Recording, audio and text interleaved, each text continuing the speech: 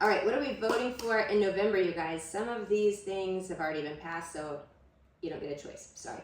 But these are in the current legislature. They've either passed already or they're up for a vote. So I'm gonna go through some of these and then let me know where you're gonna vote for. I know you're not supposed to say, but now everybody talks about it, so feel free to give your opinions in the comments. HB 9 states that the $125,000 personal property exemption for business income applies to each location. Okay, right now, if you're an LLC or a business and you own property that's income producing, in Texas, you get $2,500 exemption on your taxes. This increases that to $125,000. What do you think? Here are some pros and cons for this one. If we are increasing the homestead exemption for our personal property, so that's going to decrease the income that the state makes on property taxes, but we're also increasing the exemption for business property taxes, then are you worried that they're going to come back and try to raise our taxes again on our personal properties to make up for that lost income? Yes or no? Maybe so. Hard to say.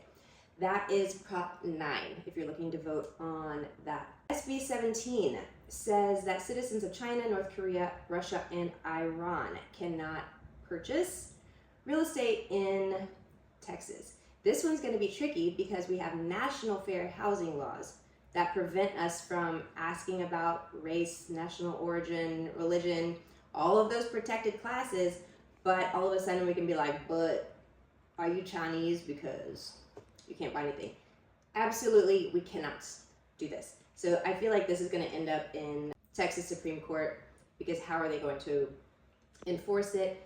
The Attorney General is going to have to file a suit. So if someone in one of these countries that's not supposed to own real estate, if they do end up purchasing real estate, the Attorney General would have to file a suit, put the property in a receivership, sell it, pay everybody back, pay everybody off. So I can't imagine that this would be enforced on a residential real estate level, maybe with like huge parcels in protected or safe areas. We will see, TBD. Here's a really good one. This is already passed. Thank the good Lord. Real estate, HOA resale certificates capped at $375, and the state has deemed it allowable that electronic communications are permitted. Some of these HOAs that you still have to handwrite a letter with a feather and walk it down to Judy's office on Tuesday at 2 p.m. is absolutely ridiculous. And the fact that buyers are expected to make offers on properties where they have no idea what the closing costs are going to be because homeowners associations can just charge whatever they want to for resale certificates has been out of control. So that's capped at $375, and then buildings that have over 60 units have to post publicly what their transfer fees are and all of their restrictions. So no more waiting 2 weeks until you're under contract to find out what the transfer fees are. Insane. Deed fraud. This has actually been a pretty big one where like fake buyers are buying real estate. And a lot of times the real owner of that property doesn't even know that their property has been sold.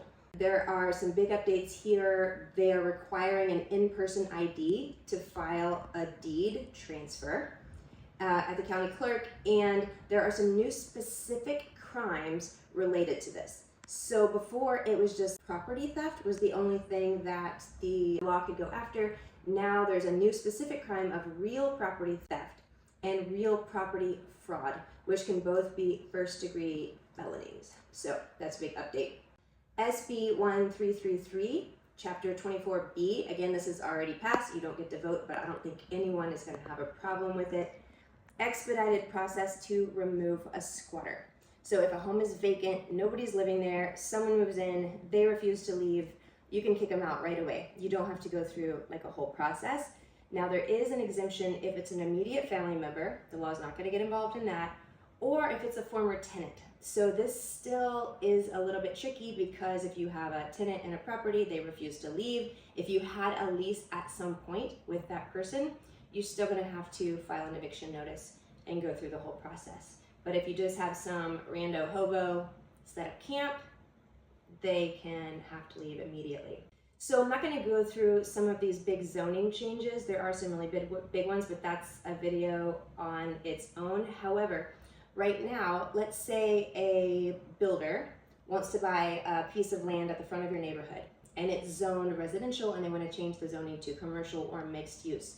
They have to notify everyone within a certain distance, and the protest threshold is only 20%. So if 20% of the people that the notices are sent out to are against this rezoning, then it won't get approved. Now they're changing that to 60%.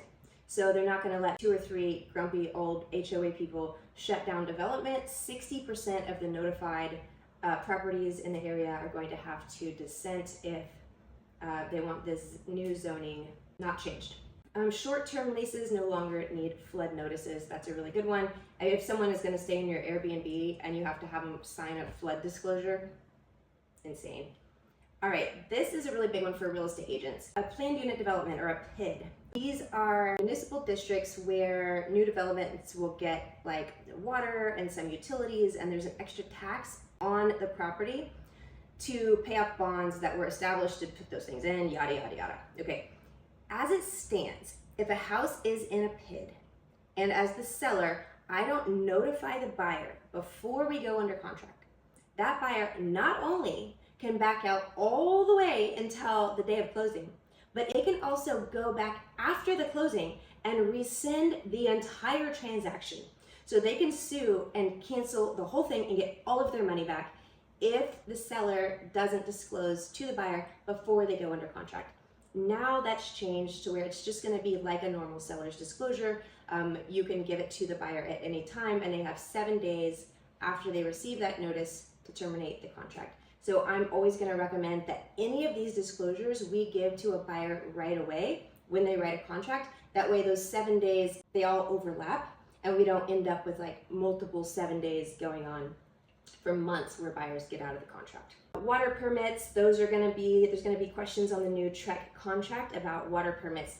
We don't really have those here in Austin, but in the surrounding areas, people might have a water permit to collect groundwater or surface water, and there's also going to be a I don't know question, because some people might not know. And then let's see, oh man, the spam calls, hopefully this gets resolved. I don't know. I'm on all the do not call lists and I get 20 phone calls a day. I'm sure you guys all do too. I have no idea what to do about it. I don't know how to sue these people to get it to stop, but the state is trying. HB 3611 prohibits placing commercial advertisements in a public right-of-way without permission. This is going to include open house signs. This is going to include the junk removal, the we buy ugly houses, the painters, all of those little signs that you see in public right-of-ways are going to be illegal. So you'll get one warning, fine, remove the sign. Second warning, you're going to get a fine ranging from $1,000 to $5,000. So what are we supposed to do? Now we're going to have to put open house signs in people's yards instead of in the public right away. So I would probably suggest, we were talking about this, going and knocking on the door of the person where you want to put the sign, say, hi, I'm having an open house, your neighbor's selling their house.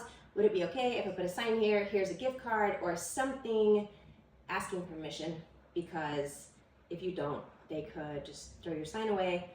It's also like just kind of bad faith to just assume that you can put something in someone's yard, but you're also not going to be able to put it in the public right away. Anymas. SB 27. Students will have to take a financial literacy class before they graduate high school. What's going to be in this class? Who's going to teach it? What are they going to teach? Who knows? But there's going to have to be some kind of financial literacy class. So all of those Instagram and TikTok posts that are like, I don't know how to write a check or open a bank account, but I sure can play hot cross buns on this recorder, they're going to have to delete all of those, because now maybe you will learn how to write a check before you graduate high school, file your taxes, something like that. And then HB 149, the Texas Responsible Artificial Intelligence Governance Act. Y'all, who knows how this is going to play out. And here is a super fun one. Gold and silver will be a legal tender again in Texas, fully functioning May 1st, 2027. Now, you're not going to be able to like take a chain into Walmart and pay for your groceries, but you'll be able to deposit your gold and silver, use a debit card against those credits or that balance. I don't even know how you would, against whatever it's worth. And there will be mobile apps to pay for things with gold and silver. And Texas is going to be storing Bitcoin in its coffers as a hedge against inflation. What do you guys think about that. So that's what's going on in legislation this session that's going to affect real estate.